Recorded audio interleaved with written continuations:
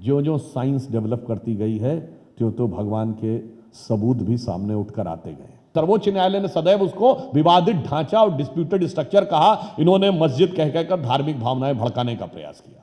और आपको एक फैक्ट और बताएं, 12 साल तक मुस्लिम पक्ष उसमें पक्षकारी नहीं बना।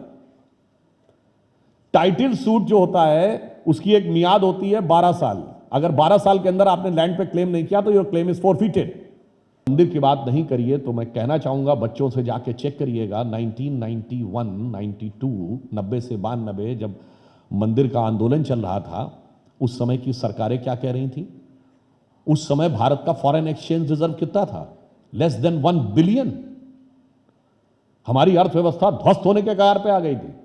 भारत बैंकक्रप्ट होने के कगार पे था। अप्रैल 1991 चंद्रशेखर जी की सरकार में सोना गिरवी रखा गया था। जुलाई और सितंबर 1991 2 बार रुपये का डिवैल्यूएशन किया गया था। रेट ऑफ इन्फ्लेशन 17% थी। बेरोजगारी प्रचंड थी। सरकार में नौकरियां बंद थी, प्राइवेट में कोई नौकरी मिल नहीं रही थी। और उस समय ये लोग बेरोजगारी और आर्थिक विकास की बात नहीं करते थे। ये कहते थे हम मस्जिद बचाएंगे, तो कोई कहता था मंदिर बनाएंगे। जबकि सर्वोच्च न्यायालय ने सदैव उसको विवादित ढांचा और डिस्प्यूटेड स्ट्रक्चर कहा। इन्होंने मस्जिद कह कहकर धार्मिक भावनाएं भड़काने का प्रयास किया। मगर यह भी आप वक्त का बदलाव देखिए कि जब राम मंदिर, और एक और आपको बात बताऊं, 1949 22 और 23 दिसंबर 1949 की रात जब वहां मूर्तियां प्रकट हुई, श्री राम लला प्रकट हुए, तो आपको पता है उसकी पहली गवाही किसने दी थी? किसको पहले लाइट दिखाई पड़ी? जो लोग आज पूछते हैं। वहां पे एक पुलिस का सिपाही जो कि ड्यूटी पे था, उसका नाम था अब्दुल बरकत, और उसने बाकायदा मजिस्ट्रेट के सामने यह बयान दिया है कि मुझे रात में एक बड़ी रोशनी दिखाई पड़ी और जब वो रोशनी हटी तो वहां पर मुझे वह मूर्तियां दिखाई पड़ी। मुझे समझ में नहीं आता है कि भाई अब्दुल बरकत को तो रोशनी दिख गई थी, पर आज वालों की फितरत पता नहीं कैसी है, इनको कब रोशनी दिखेगी ये भगवान जाने। अब आपको बताता हूं, उसके बाद 22-23 दिसंबर 1949 को जब मूर्तियां प्रकट हुई तो उस समय नेहरू जी ने, उस समय यूपी के यूनाइटेड प्रोविंस कहलाता था, चीफ मिनिस्टर गोविंद बल्लभ पंत जी को लेटर लिखा 26 दिसंबर 1949 जो अयोध्या में हुआ है बहुत बुरा हुआ है और किसी भी तरीके से वो मूर्तियां हटाइए। उस समय जो डीएम थे उन्होंने आदेश मानने से इनकार कर दिया। के नैयर वो केरलाइट थे और उन्होंने ये कहा कि मैं नहीं हटाऊंगा क्योंकि हटाने से बहुत भीषण सांप्रदायिक दंगे हो सकते हैं। और उस समय विभाजन की बात केवल 1.5 साल पुरानी थी, तो उन्होंने कहा था अभी विभाजन के हम तनाव से निकले हैं समस्या। अब आप कहेंगे डीएम ने सीएम का ऑर्डर मानने से कैसे मना कर दिया? क्योंकि उस समय तक कॉन्स्टिट्यूशन नहीं बना था। मैं 22-23 दिसंबर 1949 की बात कर रहा हूं। कॉन्स्टिट्यूशन 26 जनवरी 1950 को लागू हुआ। तब तक सीएम की पावर्स डिफाइंड नहीं थी। डीएम की पावर इंपीरियल सिविल सर्विसेज के रूल्स में डिफाइंड थी और वो एब्सोल्यूट थी। और मैंने तो यहां तक सुना है, मैं इसका पुष्टि नहीं करता क्योंकि लोग कहते हैं जो पुराना पायनियर अखबार था उसमें यह भी था कि पंत जी ने वहां जाने का प्रयास किया तो फैजाबाद के सर्किट हाउस में डीएम ने उनको रोक दिया। तो अखबार में यह भी हेडिंग निकली चीफ मिनिस्टर अंडर अरेस्ट, क्योंकि डीएम को यह पावर थी कि अगर उसको लगे कि कोई कानून व्यवस्था की स्थिति हो रही तो वो किसी को भी रोक सकता था। और तब तक सीएम क्या है यह डिफाइंड नहीं था, गवर्नर डिफाइंड था उस समय में। तो आप सोचिए जिन्होंने लिखा कि बहुत बुरा हुआ। और आपको एक फैक्ट और बताएं, 12 साल तक मुस्लिम पक्ष उसमें पक्षकारी नहीं बना। टाइटल सूट जो होता है उसकी एक मियाद होती है 12 साल। अगर 12 साल के अंदर आपने लैंड पे क्लेम नहीं किया तो योर क्लेम इज फॉरफिटेड।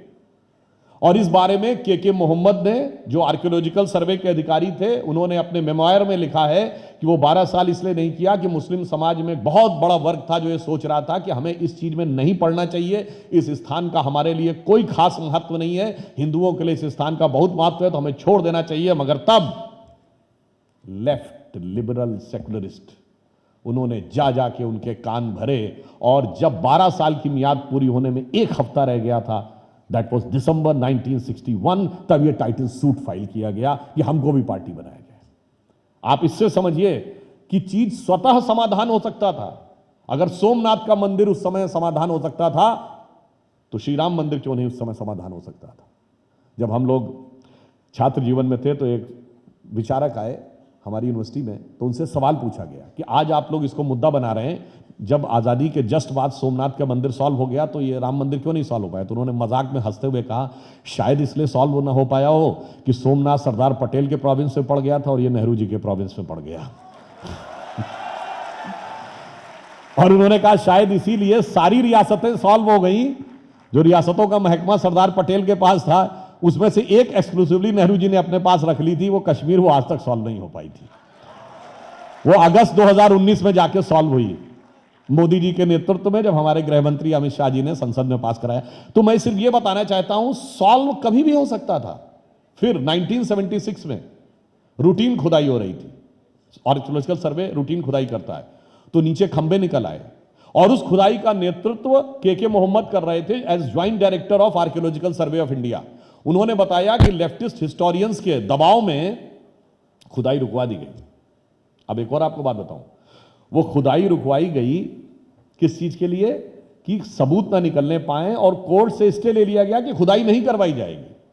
देखिए भगवान राम इस स्थिति तक जानते कैसे पहुंचे, जो जो साइंस डेवलप करती गई है त्यों तो भगवान के सबूत भी सामने उठकर आते गए। मैं आपको उदाहरण बताता हूं। अब इन्होंने उस पर स्टे करवा लिया। अब उसके बाद 1989 में एक बार फिर यह विचार आया मुस्लिम्स में कि हमको इस पे क्लेम छोड़ देना चाहिए। फिर नहीं सब लोगों ने उनको भड़काया, कम्युनिस्टों ने, लेफ्टिस्टों ने, लिबरल्स। वैसे एक और आपको बात बताऊं, बहुत से ऐसे शब्द होते हैं जो आपको बहुत अच्छे ढंग से समझने चाहिए कि इनमें क्या क्या चीजें खतरनाक होती हैं। जैसे एक शब्द होता है लेफ्ट लिबरल। एक कम्युनिस्ट कंट्री बताइए जो लिबरल हो, जहां विवेक की स्वतंत्रता हो। मतलब जो लेफ्ट कभी लिबरल हो ही नहीं सकता। अगर कोई ये कहे कि I am a left liberal, it's like somebody is saying I am a devout atheist. मैं बहुत ईश्वर भक्त नास्तिक हूं। अगर कोई ऐसी बात कहे तो वैसी बात है कोई कहे कि लेफ्ट लिबरल। अब इन्होंने समझाया और मामले को उलझाया। अब सुनिए, ढांचा गिरने के बाद खुदाई नहीं हो, इस पे कोर्ट का स्टे था, मगर क्या बताएं टेक्नोलॉजी ने मार दिया। ग्राउंड पेनिट्रेटिंग रेडार की टेक्नोलॉजी आ गई 2000 आते आते। जब हमारी अटल जी की सरकार थी तो सरकार ने कहा कि भाई खुदाई पे, एक्सकेवेशन पे रोक है ना, ग्राउंड पेनिट्रेटिंग रेडार की मैपिंग करने पे तो रोक नहीं है। भाई ऑपरेशन की मनाही थी, अल्ट्रासाउंड की तो मनाही नहीं थी ना। तो साहब अल्ट्रासाउंड किया गया और निकल आया उसमें से ढांचा। अब जब हाई कोर्ट के सामने रखा, हाई कोर्ट ने परमिशन दे दी कि जब ढांचा दिख रहा है कुछ तो खुदाई करवाइए। अब खुदाई करे, उसमें दर्जनों खंभे निकल आए। आज सुनिए क्या हुआ। जो मस्जिद के खंभे थे, Lucknow bench of Allahabad high court का 30 सितंबर 2010 का जजमेंट अगर आप पढ़ेंगे उसमें से बहुत डिटेल में सारा है। वो ऊपर से तो मस्जिद के खंभे थे और नीचे जाने पे वो मंदिर के खंभे थे। बस इसी हकीकत को अगर कोई समझ ले तो समाज का तनाव ही समाप्त हो जाएगा कि जो लोग ऊपर से कुछ दिख रहे हैं वो अपने अंदर जाके देखेंगे तो उनकी पहचान कुछ और नजर आएगी।